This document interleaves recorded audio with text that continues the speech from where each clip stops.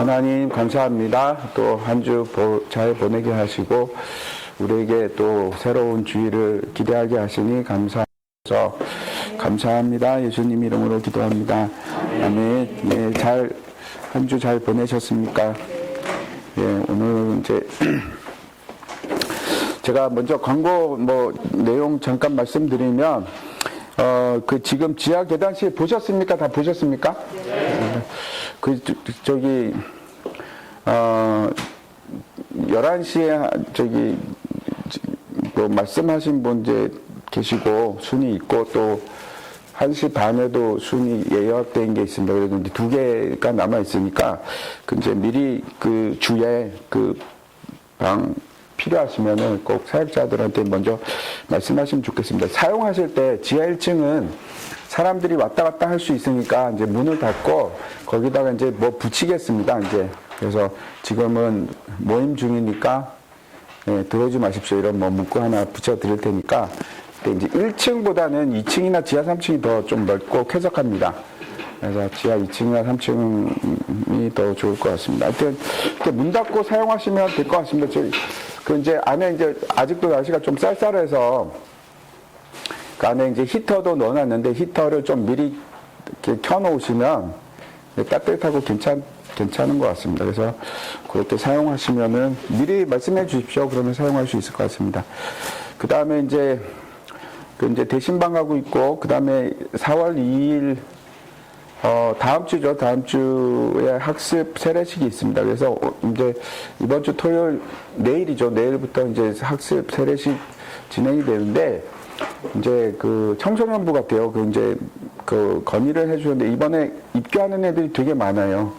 그래서 입교는 이제 지금까지 계속 선서만 하고 앉았거든요. 너무 그렇다고 아이들 좀 앞으로 나왔으면 좋겠다고 하셔서 이제 나옵니다. 그래서 이제 수장님들이 하실 일이 혹시 우리 순에 입교하는 아이나 아니면은 세례 받으시는 분이 계시면 미리 이제 체크하셨다가 조금 요즘에 꽃다발 되게 비싸잖아요. 꽃다발 말고 조금 이렇게 꽃 몇 송이 이렇게 드리면 되지 않을까 그런 생각을 합니다. 그래서 청소년부에 또 이렇게 신경을 쓰겠죠. 그건 그렇고 혹시 모르니까 순에서 이제 세례 학습자도 좀 챙겨주십시오. 그래서 다른 분들은 다 받으시는데 안 받는 분이 없을 수 있도록 좀 이렇게 여분을 준비할지 모르겠는데 하여튼 그렇게 했으면 좋겠습니다. 그래서 누가 세례 학습 입교하는지 좀 잘 보시고 있으면 좀 챙겨주셨으면 좋겠습니다. 순에서 챙겨주셨으면 좋겠습니다. 네, 어서 오십시오. 그리고 이제 주일 지나고 월요일부터 다음 주죠. 월요일부터 이제 봄 특별 새벽 기도가 하는데 이제 지금 어떻게 잘 쓰고 계십니까? 감사일기? 대답이 약하신데 이제 잘 쓰십시오. 그리고 혹시 이제 쓰다가 그만두신 분이 계실까봐 이번에 이제 새벽 기도하면서 감사에 대한 주제로 할 거거든요. 그래서 또 힘내셔서 또 감사 이제 새벽 기도에 참여하시고 감사일기를 써야겠다 하는 다짐을 다시 할 수 있으면 좋겠습니다. 순원들도 말씀해 주시고 그다음에 이제 4월 9일은 기억하시죠? 4월 9일은 이제 촛불 예배 드립니다. 그리고 이제 계속 제가 이제 부활절 메시지를 따로 이제 하지 않고 새벽에 하거든요. 부활절 메시지를 새벽에 합니다. 그래서 새벽에 부활 예배를 드리고 그 다음에 부활절 날은 이제 몇 가지 행사들이 있는데 하나는 성찬식 합니다. 성찬식을 하고 그 다음에 또 하나는 굿일 스토어에서 중고물품 기증을 하거든요. 중고 기증을 하기 때문에 여러분 이제 순회에서도 좀 미리 권고해서 그날 잊지 말고 안 쓰는 물건 있으면 가지고 오시라고 굿일 스토어에서 이제 기증합니다. 부활절날 이제 하거든요. 우리가 보통 부활절날 하고 또 추수감사절 부근에 하고 그렇게 2번 하겠습니다. 그래서 기억하시고 가져오시면 좋겠고 또 한 가지 하는 건 이제 4월 9일날 태신자 작정을 합니다. 지금 준비하고 있는데 태신자 작정을 이제 여러분들 이제 다 해보셔서 잘 아시겠지만 그 미리 이제 순회에서 그 얘기하시고 그때 준비하셨다가 제일 좋은 거는 그날 이제 순모임 많이 하시잖아요. 주일 순 많이 계시니까 그때 함께 순원들하고 같이 태신자 작정을 했으면 좋겠습니다. 태신자 작정은 요령을 잘 아시죠. 먼저 내 주위에 가까운 가족부터 생각하는 겁니다. 가족 생각하고 그 다음에 친지, 친구, 그 다음에 동료, 직장 동료, 그리고 이웃, 그리고 마지막에 그냥 잘 모르는 사람도 하여튼 관계가 되는 분들 이렇게 이제 동심원을 조금씩 넣었다고 하면서 저렇게 적으면 보통 한 사람당 뭐 한 열 몇 명씩은 다 적거든요. 주위에 없다고 하더라도. 그래서 이렇게 하는 이유는 내가 이제 이 사람들을 위해서 기도하겠습니다. 소망 나눔 축제 때 꼭 안 오셔도 돼요. 그래서 부모님이 뭐 지방에 사시건 어떻건 내가 그분을 위해서 기도하겠습니다 하는 마음으로 태신자 작정할 수 있었으면 좋겠습니다. 그래서 태신자 작정하고 가을에 이제 초청해서 올 수 있으면 훨씬 더 좋겠죠. 그래서 이거를 미리 이제 인지를 시키셨다가 주에 부활절 날 순모임 하실 때 요거를 같이 하면 좋겠다 이렇게 생각합니다.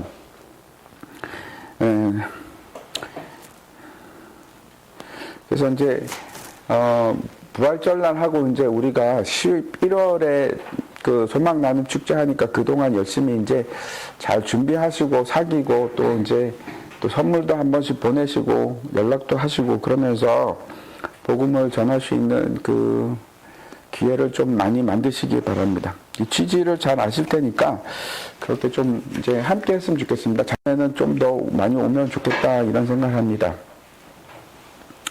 네, 이제 광고 드리고 그 다음에 또 제가 말씀드리고 싶은 게 있는데 이제 교회의 그 미래에 대해서 이제 좀 적극적으로 기도를 해주셨으면 좋겠습니다. 제가 오래 전부터 이제 생각하고 또 기도하는 게 있는데 이제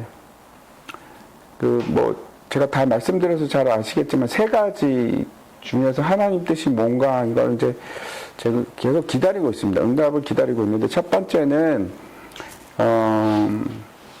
건축 같은 거 하지 않고 그대로 간다. 그냥 교회 그대로 우리 요 사이즈 유지하면서 간다. 두 번째는 교회를 중축하거나 건축해서 새롭게 한다 하는 거고, 세 번째는 교회가 분립을 해서 다른 교회를 세우는 것이 좋겠다. 이렇게 분립한데 이 세 가지 중에 하나님 뜻이 뭔가 이렇게 지금 기다리고 사실 이제 기다리고 있습니다. 놓고 기도한 지도 좀 꽤 몇 년이 되는데 어떤 것이 하나님 뜻인지 이제 우리 생각하고 상관없죠. 하나님 뜻이 중요하지 뭐 우리 생각이 뭐가 중요하겠습니까? 근데 금년 한 2월쯤에 제가 이제 몇 가지 통해서 그런 생각이 들었습니다. 이게 하나님께서 건축을 하라는 사인인가? 그런 몇 가지 이제 그런 게 있었습니다. 그래서 어쩌면 하나님께서 건축하기를 원하시는구나 이런 생각을 했었거든요. 이제 몇 가지 사인이 있어서 그래서 아직도 잘 모르겠습니다. 그래서 제가 여러분에게 부탁을 드리고 싶은 것은 같이 함께 기도했으면 좋겠습니다. 이제 한 마음이 되는 게 되게 중요하죠.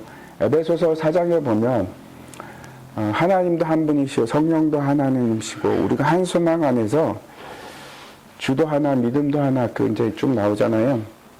성령이 어떻게 두 분이 되시겠습니까? 성령은 한 분이시잖아요. 그러니까 같은 성령 안에 있으면 이 사람 생각 틀리고 저 사람 생각 틀리고 내 생각 틀리고 누구 생각 틀리고 이럴 수는 없어요.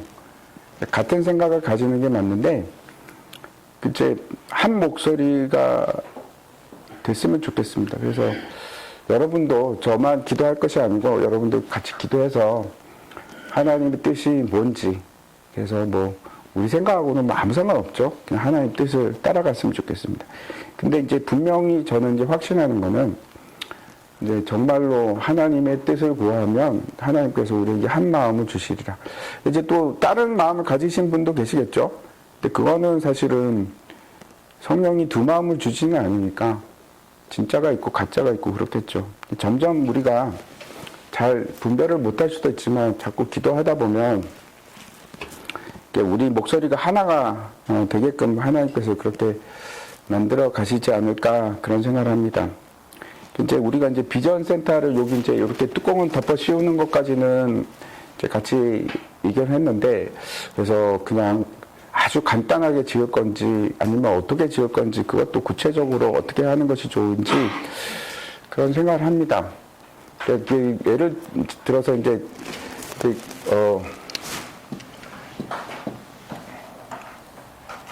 여기가 이제 2층, 3층, 4층, 그 다음에 5층은 이렇게 이제 창문만 있잖아요.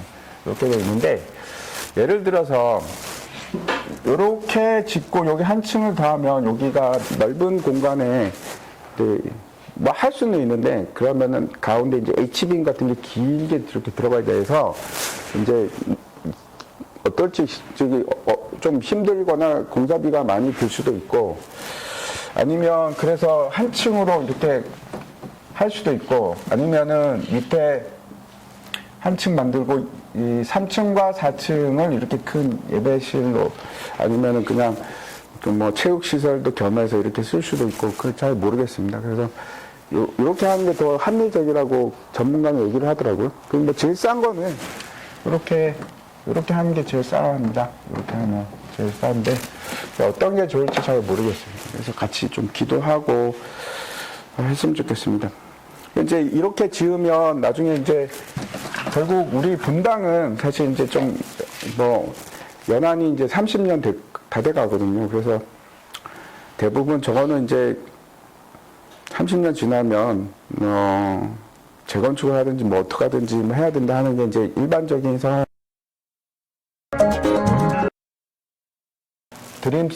본당도 있고 드림센터도 있는데 이걸 다 할 건지 아니면 본당만 할 건지 뭐 이런 것도 그죠?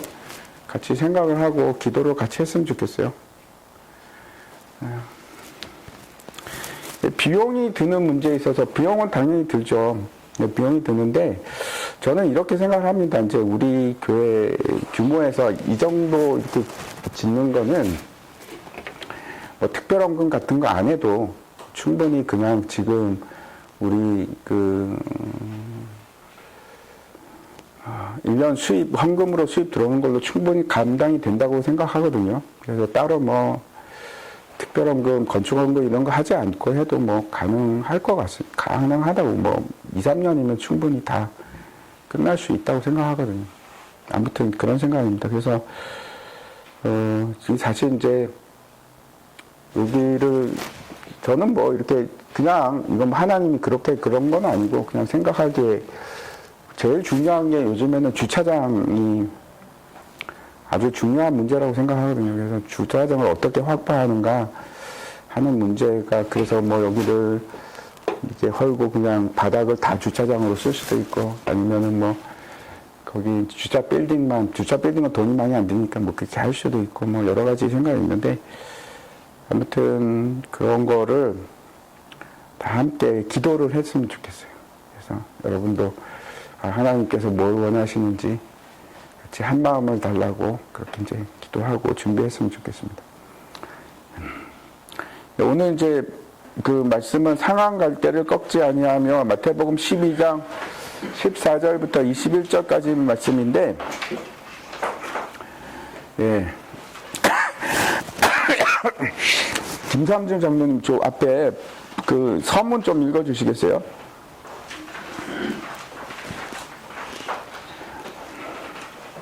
안식일에 일어난 사건들을 통해서 바리새인들은 예수님을 어떻게 죽일까 물기 시작했습니다.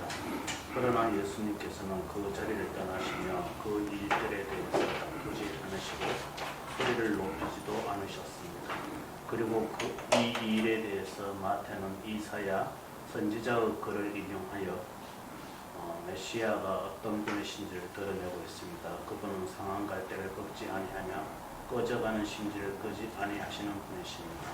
어쩌면 우리 자신이 상한 갈대와 같은 상태인지도 모릅니다. 본문을 통해서 하나님의 사랑을 더 이해할 수 있기를 바랍니다. 예, 감사합니다. 그리고 김명란 권사님 저 혹시 성경 준비되셨어요? 정령 안 되셨어요?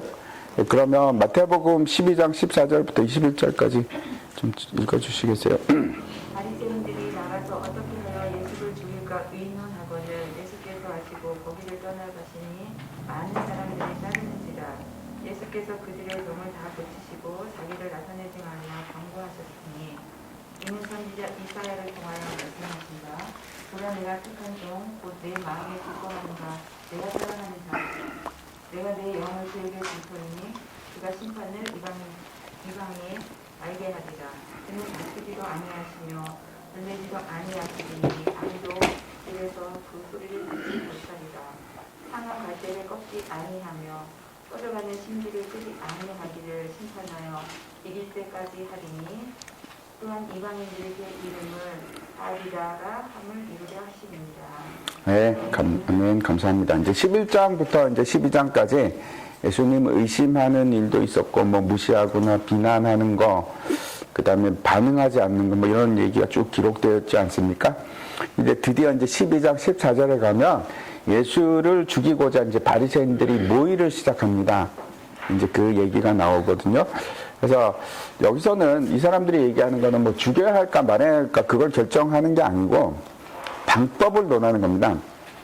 죽이기는 하겠는데 어떻게 죽일까 그걸 이제 공모를 합니다. 어떻게 하면 어떻게 죽여야 할까. 나중에는 이제 심지어 바리새인들이 이제 그 세력을 모아서 결정을 하는데 누구까지 이제 같이 하는가 하면 헤롯 땅이라고 하면은 이제 정부 지도층이죠. 정부 이제 권력을 잡은 사람들인데 이제 뭐 보통은 헤롯 땅 그러면은 뭐 저기 그 매국노 중에 매국노 이렇게 생각하는 사람들인데 그 사람들까지 철천지 원수로 가는 그 사람들까지 이제 손을 잡고 이제 같이 이제 오늘 본문 뒤에는 어떤 내용이 나오는가 하면 이제 그 바리새인들이 예수님에 대해서 뭐라고 하는가 하면 바알세불을 힘입어서 귀신을 쫓아낸다 이렇게 얘기를 하는 겁니다. 왜 그렇게 할까요? 왜 그런 바알세불을 힘입어서 예수님을 그렇게 바알세불 앞잡이 또는 바알세불로 몰아갔을까요?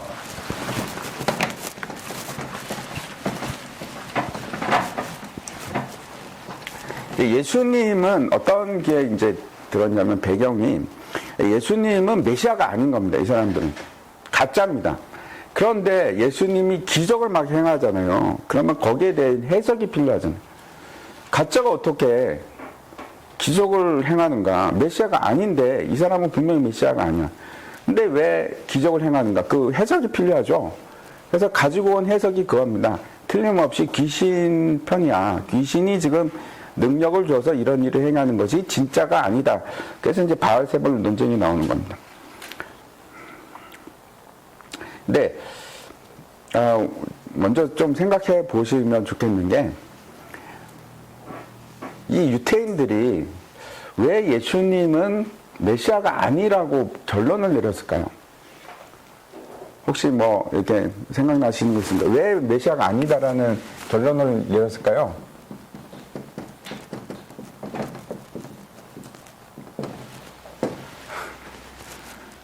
왜 그렇다고 생각하십니까?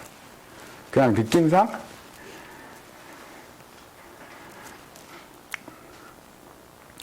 왜 그런가 하면 첫 번째로 구약에서 많은 선지자들이 예언을 하거든요.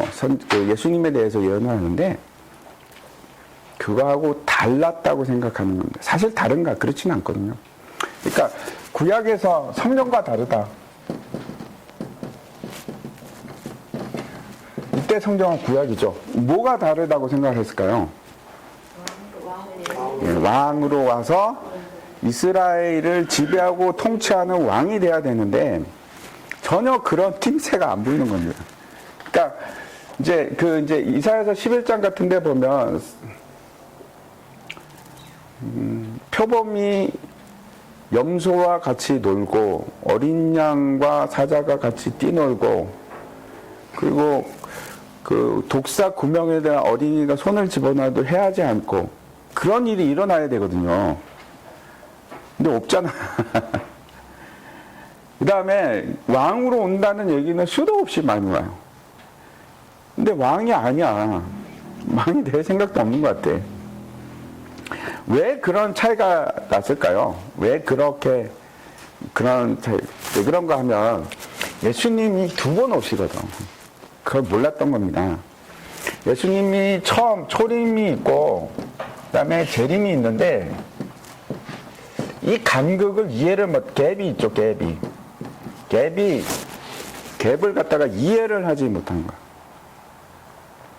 그래서 예수님께서 오시면은 당연히 왕으로 오시고 이 나라를 통치하고 하나님 나라가 이루어져야 된다고 생각을 하는데 그렇지가 않죠. 그리고 근데 이제 생각해보십시오. 성경은 둘 다 얘기를 해요. 왕으로 오신다고 얘기를 하시고 또 예수님이 고난을 받으시고 죽으신다고 성경에는 시편에도 얘기하고 이사야서에서도 수도 없이 53편이 대표적이잖아요. 그걸 얘기를 하는데 그걸 다 보지 않고 유태인들은 뭐만 봤습니까? 왕으로 오고 승리하는 예수님에 대해서만 각인이 돼 있는 거예요. 옛날에도 한번 말씀드린 것 같은데 유태인들은 그래서 이사야서 53장은 아예 보지도 않습니다. 보지도 않아요. 지금도. 이제 그걸 차이점을 이해를 못했죠. 근데 잘 생각해 보십시오. 예수님께서 이 땅에 와서 그 천국이 없습니까? 우리가 지금 계속 가서 보아왔던 게 그거잖아요. 천국이 이미 임하기 시작했잖아요. 근데 그 천국의 왕이 누굽니까? 예수님이잖아요. 그런데 예수님께서 그 이루시는 그 천국이 지금 도래하기 시작한 것이 영적인 부분이잖아요. 영적인 왕국이 있잖아요. 근데 그걸 전혀 이해를 못해서 다르다고 생각한 거죠. 그래서 이제 가짜라고 생각한 거죠. 두 번째는 또 어떤 게 문제가 됐을까요?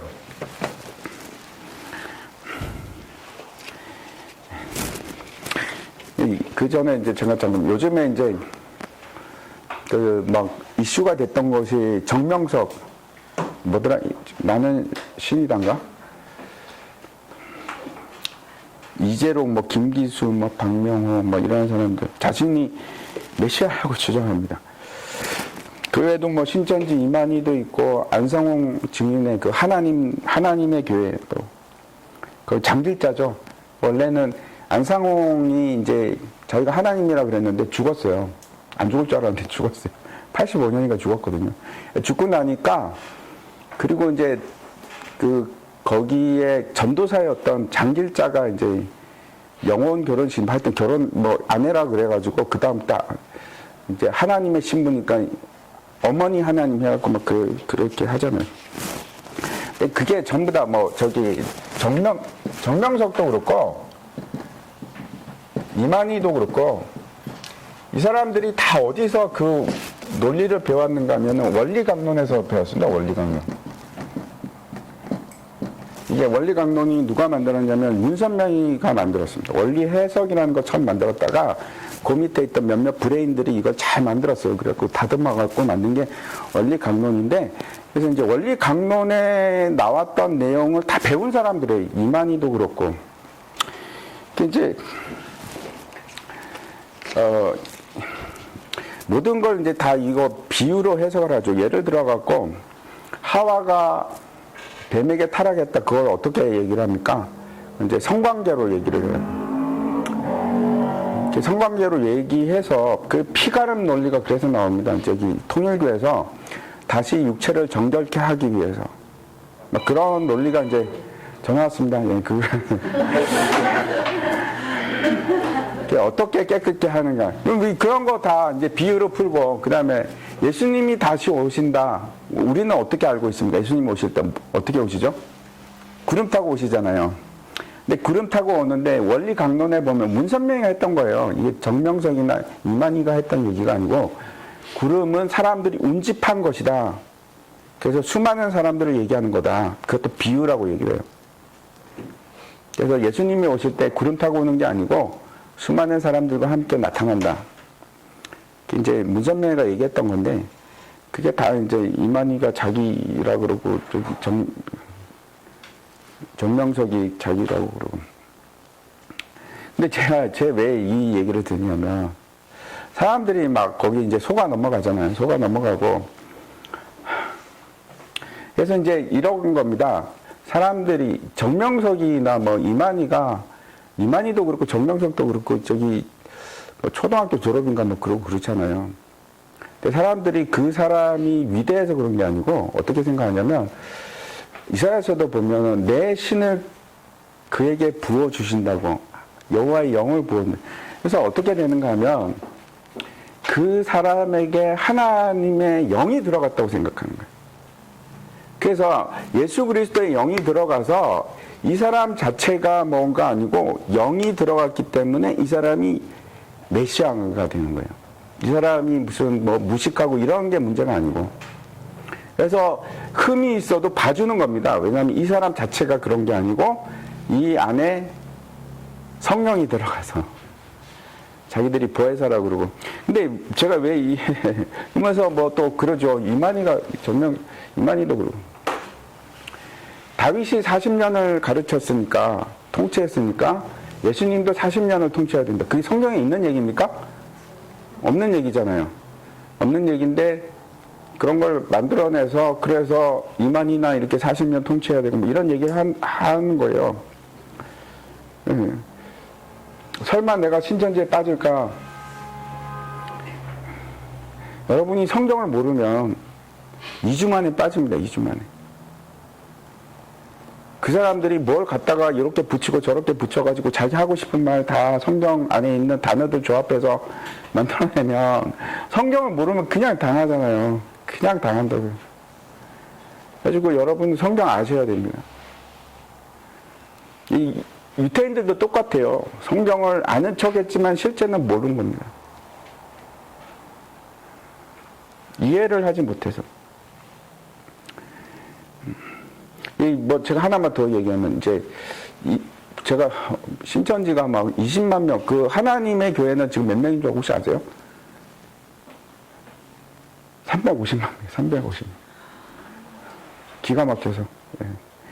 신천지는 지금 한 달에 2,000명씩 넘어가요. 근데 그 넘어가는 사람들이 다 누군가? 그냥 우리 기독교인들이. 안 믿는 사람들이 넘어가지 않아요. 안 믿는 사람 넘어가는 게 아니고, 우리 예수 믿는 사람들이 2,000명씩 글로 넘어간다니까. 이제, 몰라서 그래, 몰라서. 성경에 대해서, 진짜 몰라서. 예를 들어, 이제, 육체 영생교리라고 있는데, 그거 얘기하면, 목배임을 당하고 그 영혼이라, 그게 이제, 제가 무슨 얘기, 그냥 간단하게 말씀드릴게요. 시간이 없어서. 성경을 갖다가 정말 유치하게 그렇게 풀이를 해요. 근데 그거를 예를 들어서 쉬운 성경만 봐도 아니면 영어 NIV 성경만 봐도 그게 잘못됐다는 게 드러나. 이 사람들은 한글 개혁만 써요. 왜 그런지 아시죠? 그 글자들이 바뀌어갖고 자기들 논리가 안 통해. 개정 개혁만 돼도 쓸 수가 없어. 그래서 끝까지 한글 개혁을, 근데 너무 유치한 그런 막 단어 맞추기를 해도 그런가 보다.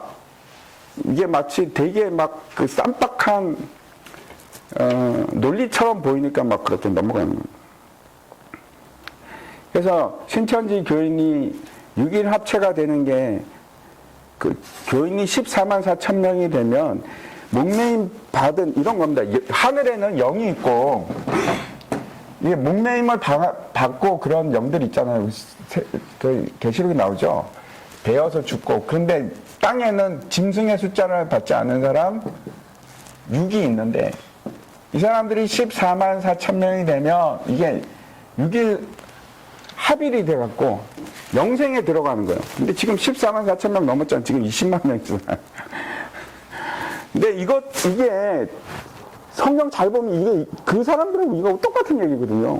국어를 잘 못하는지 그렇게 얘기를 해도 이제 그걸 그런가 보다 하고 이제 사람들이 받아들이고 있는 사람이 20만 명이 20만 명. 참 답답한 얘기죠. 제가 되게 중요한 얘기 하나 할게요. 이제 사람이 누구를 딱 만나면 저 사람 정말 귀하다. 정말 저 사람은 나한테 은인이다. 아니면 내가 참 귀인을 만났다. 그런 생각이 드는데 들 수 있어요. 그게 사이비 교주를 만나도 그런 생각이 든단 말이에요. 아, 저 사람 나한테 은인이야. 나 저 사람한테 진짜 많은 걸 받을 수 있을 것 같아.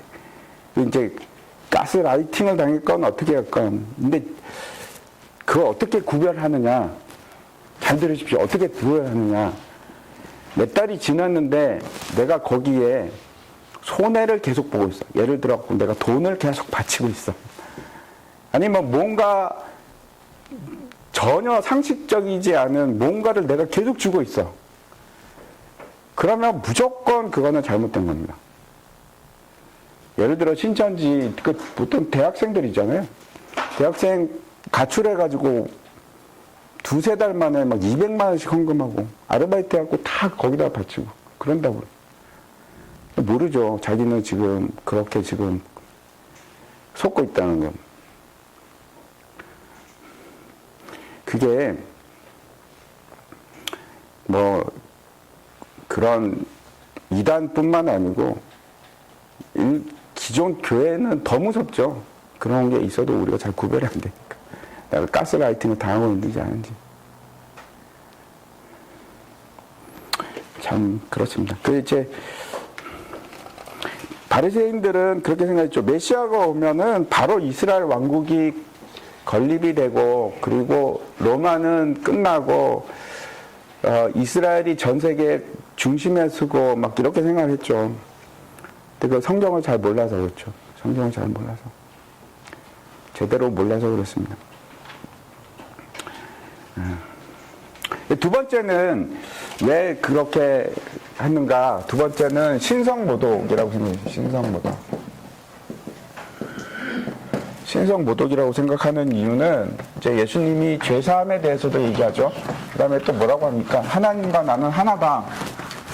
이제 유대인들 입장에서는 도저히 말이 안 되는 얘기입니다. 왜냐하면 신명기 6장 4절에 보면 오직 하나님은 한 분이시니 그 얘기 나오잖아요. 한 하나님이라고. 마음과 뜻과 몸과 그 뜻을 다해서 마음과 목숨과 뭐 어떻게 되지? 그런 얘기할 때 오직 하나님은 한 분이시니 한 하나님이시니 그 얘기하거든. 근데 예수님이 자기가 나를 본 자는 아버지를 받고 아버지를 본 자는 나를 봤다. 내가 아버지와 하나다. 이거 내가 죄사함의 권세를 가지고 있다. 그러니까 신동모독 이제 가짜라고 생각한 겁니다. 그리고 또 세 번째는 또 어떤 이유가 있을까요? 세 번째는 또 사람들이 자기 종교적인 관습, 그 다음에 종교적인 또 가르침, 쉼이 있는데, 그러니까 바리새인들이 종교적인 관습, 가르침이 있는데 예수님이 그게 아니라고 하고 안 지키는 거예요. 이게 성경은 아니잖아요, 그렇죠? 성경을 제대로 잘못 해석한 거죠. 근데 그거가 아니라고 하니까 가짜라고, 나랑 틀리니까 가짜라고 생각한 거죠. 메시아가 아니라고 생각했고. 그 다음에 또 다른 이유가 있습니다. 네 번째 또 다른 이유가 완악해서. 완악함으로 눈이 멀고 귀가 어두워져서 교만함으로, 완악하고 교만해서 나는 괜찮다, 나는 죄가 없다, 나 정도만 살아보래지, 이런 생각을 가지고 있었기 때문에 받아들이지를 못합니다. 복음을 받아들일 수가 없었어요. 그래서 예수님을 갖다가 이제 거부하죠. 거부할 뿐만 아니고 저거는 이제 하나님을 반대하는 사탄의 세력이다, 이렇게 생각하는 겁니다. 이제 우리 교인 중에 한 명은 저는 뭐 더 답답해 죽겠는데 허경영이 메시아래요.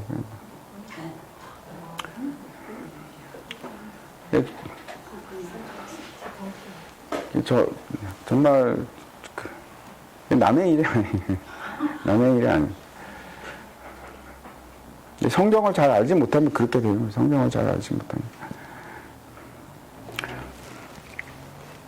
우리가 성경에 잘 알지 못하면 쉽게 넘어갈 수 있고, 아니면 우리 마음이 완악해서 내가 메시아에 대해서 잘 알지 못하면, 그러면은 이제 그럴 수 있습니다. 이렇게 되는 거예요. 저기 바리새인들하고 뭐 다를 바가 없죠. 그래서 이제 예수님께서 이제 그 안식일 논쟁이 끝나고 나서 비난을 받고 이제 그 죽이고자 하는 모의가 이제 진행이 되는데 예수님께서 어떻게 반응을 하냐면 그 자리를 대놓고 싸우거나 막 이렇게 뭐 논쟁을 하거나 그러지 않고 피하세요. 피하시고 다른 사람들에게 나를 알리지 말라 이렇게 얘기를 하시거든요. 왜 그랬을까요? 나를 드러내지 말라. 왜 그렇게 하셨을까요? 뭐 우리가 이제 몇 가지 생각할 수 있습니다. 지금은 요한복음에 나온 것처럼 지금은 때가 아니라서 언제가 그러면은 이게 탁 밝혀지는 때일까요? 부활할 때였어요. 부활할 때. 네. 부활할 때 이제 그렇고 죽기까지는 그거를 드러내고 그렇게 하지 않으시거든요. 그 다음에 또 되게 신기한 말씀 하세요. 마태복음에도 보면 그들이 완악해서 그들이 못 보게 하려고 귀가 들리지 않고 보지 못하게 하고 하기 위해서 그런 말씀도 하고 또 성경을 이루시기 위해서 이제 19절에 보면 다투지도 않고 들리지도 않고 소리쳐도 이제 들리지도 않고 이런 말은 어떤 뜻인가 하면 소리쳐도 소리치지도 않고 외치지도 않고 그런 뜻입니다. 그래서 이방이 그 이름을 바라리라. 우리가 잘 알죠. 참 이건 놀라운 신비로운 건데 예수님께서 거부를 당하고 유대인이 그 돌에 걸려 넘어짐으로 어떻게 됩니까? 복음이 이방에 넘어가잖아요. 이방으로 향하게 됩니다. 참 절묘한데 근데 이게 성경에 다 예언이 되었던 내용들입니다. 이사야서도 사실 요게 이제 그 이사야서 그 인용이 들어 있는데 그 내용도 보면 이방이 2번이나 나옵니다. 그래서 이방으로 이제 우리는 너무 감사하죠. 유대인이. 근데 이제 이렇게 됩니다. 이방으로 유대인이 복음에 걸러 넘어져서 이방으로 가고 그리고 나서 이방을 시기함으로 다시 유태인이 돌아오죠.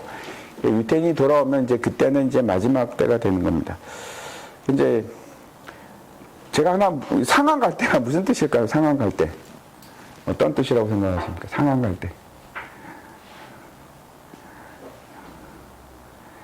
상한 갈 때는 부러진 갈 때 얘기하는 겁니다. 부러진 갈 때.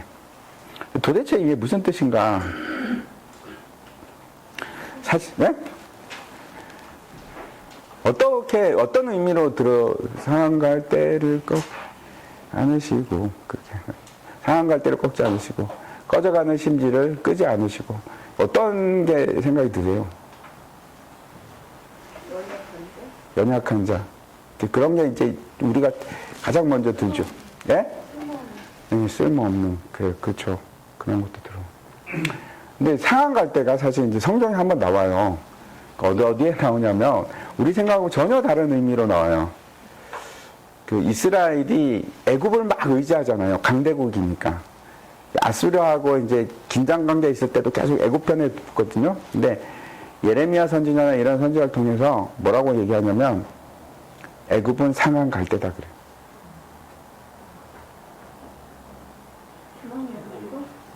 네? 그래서 애굽을 의지하지 말라요. 그리고 꺼져가는 심지, 꺼져가는 등불, 이거 잠언에도 나오는데 거기서는 누구에 대해서 그런 말을 할까요? 악인에 대해서. 그러면 되게 이제 명확하거든요. 이 꺼져가는 상한 갈 때가 누구를 얘기하는 걸까요? 꺼져가는 심지. 바리새인들, 이스라엘 백성들이에요. 1차적인 건. 근데 이제 그걸 좀 확대하면 아까 말씀하신 것처럼 연약한 자, 아니면 죄인들, 쓸모없는 사람들. 근데 예수님께서 그거를 이제 꺼져가면 빨리 꺼야 되잖아요. 꺼져가는 심지 계속 그릇만 나고 빨리 꺼버리는 게 누군데, 끄지 않으신데. 그리고 상한 갈 때가 이제 부러진 거거든요. 그럼 탁 꺾고 버려야지. 그렇게 안 하신대. 언제까지? 심판 때까지. 1번 한번 보겠습니다. 1번. 김보영 집사님 좀 읽어주세요.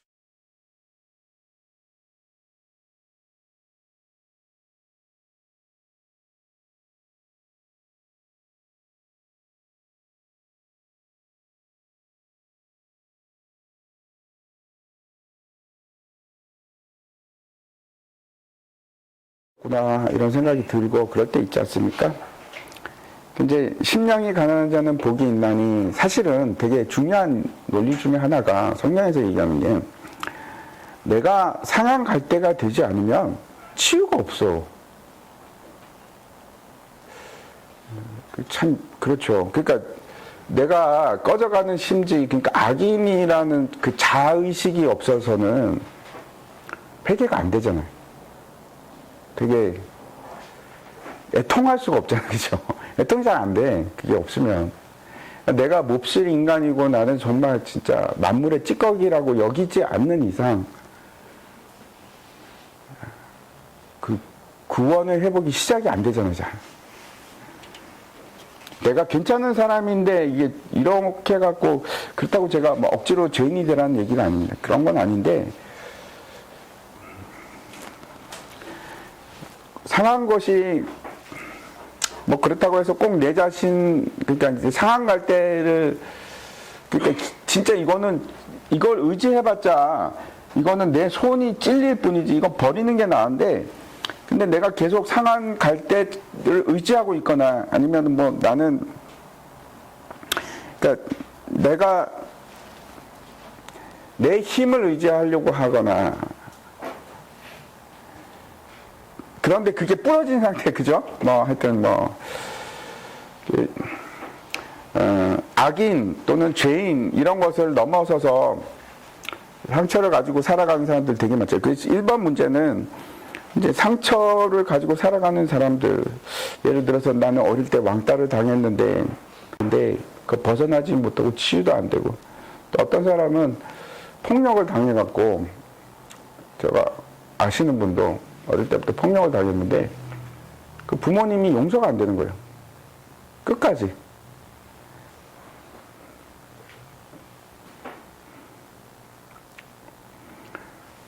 어떤 경우에는 내가 가해자일 수도 있고 어떤 경우에는 내가 피해자일 수도 있고 그래서 이제 그런 죄 때문에 아니면 미안함 때문에 상처 때문에 나는 상한 갈 때라고 여기시는 분이 있을지도 모르겠어요. 보통은 다 그런 게 조금씩 있지 않을까 싶기도 하고 그렇습니다. 아무튼 그런 얘기를 나눠봤으면 좋겠습니다. 나는 꺼져가는 심지라고 생각하지 않는가. 두 번째는 정부민 집사님 좀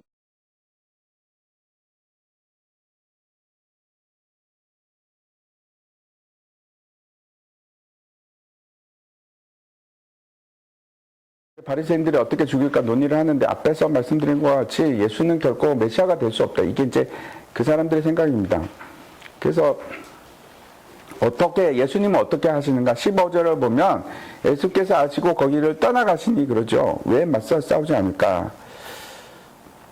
굉장히 많은 사람들이 예를 들어서 이제 불의가 있다, 정의롭지 못하다 그러면 맞서 싸워야 한다고 생각합니다. 그게 이제 의로움이라고 생각하죠. 제가 지난번에 한번 말씀드린 것 같은데 어떤 집사님이 저한테 그러더라고요. 목사님 비겁한 것 같아요. 저보고 그러시더라고요. 왜 불의에 대해서 그런 거에 대해서 아무 말도 안 하고 계십니까? 적어도 외쳐야 되지 않습니까? 저한테 계속 그렇게 얘기하시더라고요.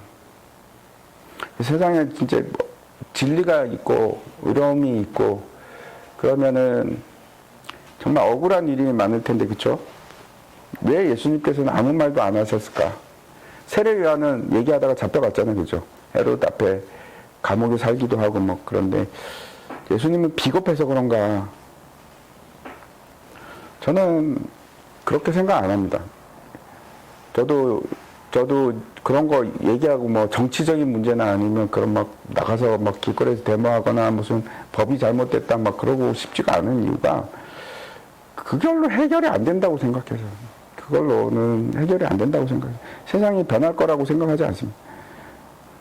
예수님은 바리새인이나 종교 지도자라고 한번 대적해서 싸우지도 않았고 맞서 싸운 적도 없고 그렇다고 해서 로마가 압제하고 있는 상황에서도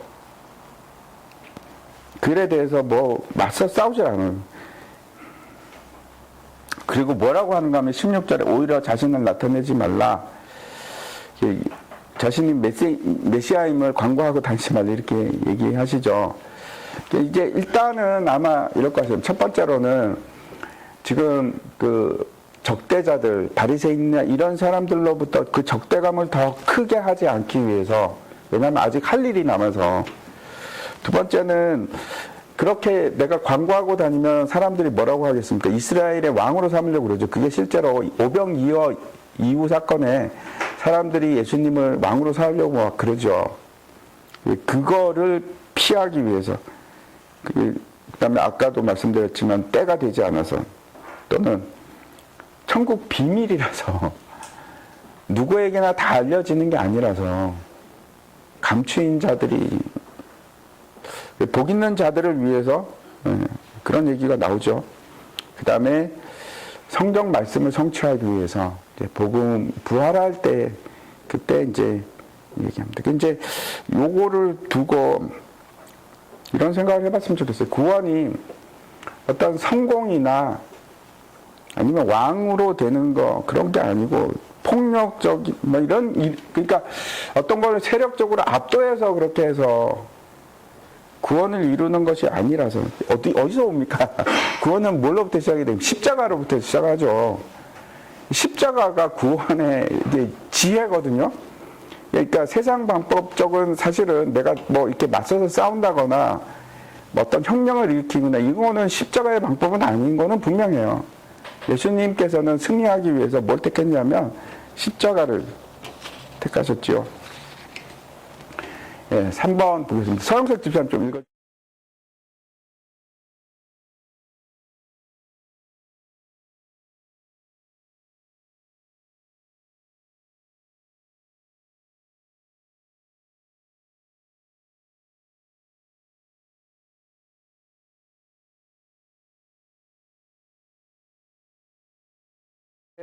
부딪혔느니라.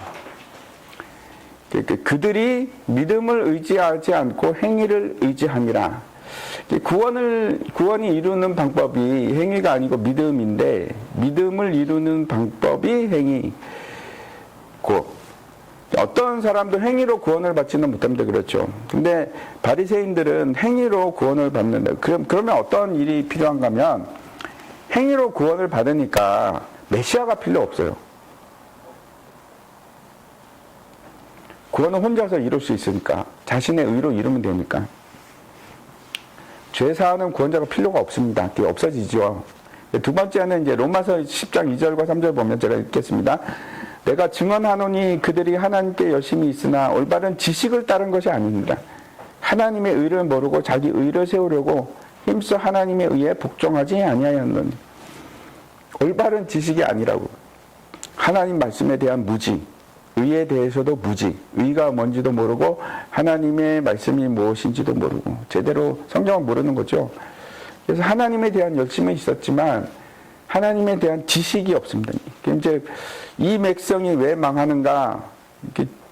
내 백성이 지식이 없음으로 망한도다. 이게 이제 호세아서에 나오니까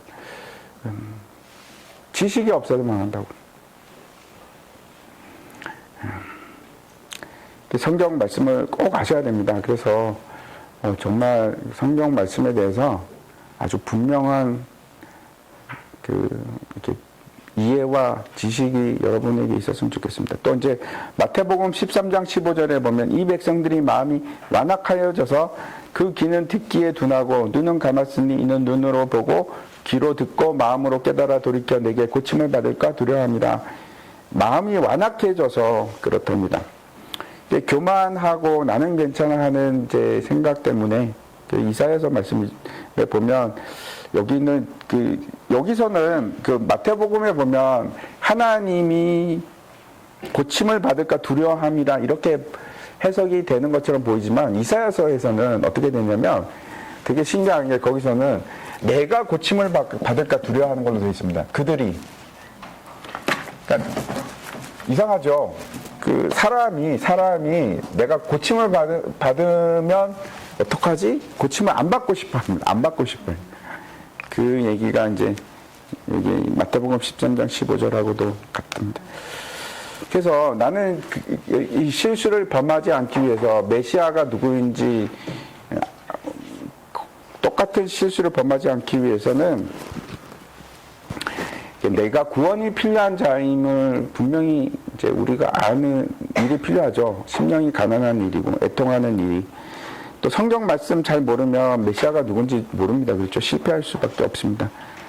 내가 교만하면, 그래서 내가 죄가 없다고 생각하면, 아니면 또는 나는 죄 가운데 있는 것이 좋다고 생각하면, 그러면 이스라엘처럼 이제 실패할 겁니다. 네, 4번 보겠습니다. 양용철 집사님 좀 읽어주십시오.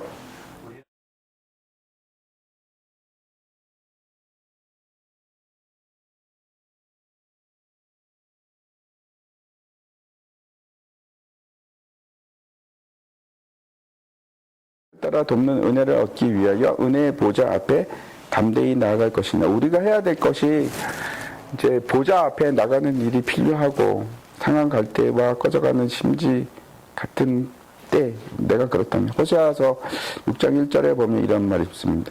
오라 우리가 여호와께로 돌아가자. 여호와께서 우리를 찢으셨으나 도로 낮게 하실 것이요 우리를 치셨으나 싸매 주실 것입니다. 우리가 만약에 상처가 있고 트라우마가 있고 내가 상한 갈대라고 생각하면 고칠 수 있는 분은 하나님밖에 없어요. 다른 거 갖고 안 됩니다. 잘. 시편 34편 18절에 보면 여호와는 마음이 상한 자를 가까이 하시고 충심으로 통회하는 자에게 자를 구원하시는도다. 회개하고 하나님께 나가는 마음이 상해서 회개해서 하나님께 나가기를 원하는 자 그런 사람을 하나님께서 구원하신다고 그렇게 말씀합니다. 고린도후서 12장 9절에 보면 나에게 이르시기를 내 은혜가 내게 족하도다. 이는 내 능력이 약한 데서 온전하여 짐이라. 우리가 어떻게 회복되는가? 내가 능력이 강하다고 여기면 절대로 회복이 안 되는데 내가 능력이 약한 것을 인정하고 예수 그리스도가 필요합니다. 이렇게 고백을 할 때, 자백할 때 그때 이제 예수님의 능력이 우리에게 임하기 시작합니다. 그래서 요거 가지고 내가 실패하고 상한 갈대 같고 예를 들어서 내가 계속 죄를 범하는 그런 사람이다. 아니면 내가 상처가 치유가 안 된다. 어떻게 할 수 있는지 같이 나눴으면 좋겠어요. 요거 그냥 참고지 뭐 이게 답이란 얘기는 아닙니다. 그래서 같이 순 예배 시간에 상한 갈대 같은 분이 있으면 같이 잘 나눴으면 좋겠습니다. 치유가 참 제가 이게 쉽지 않다는 걸 제가 너무나 잘 압니다. 너무나 잘 아는데 이제 그래서 정신과 많이 가잖아요. 요즘에 사람들이 정신과 많이 가잖아요. 정신과 가면은 치유 확률이 몇 퍼센트 정도 된다고 생각하세요? 제가 정확한 건 아닙니다. 제가 들은 바에 의하면 18%? 잘 안 돼요. 그러니까 이게 무슨 스킬로 되거나 그런 문제가 아니고 하나님 만나야죠. 다른 방법으로. 혹시 뭐 또 질문 있으십니까?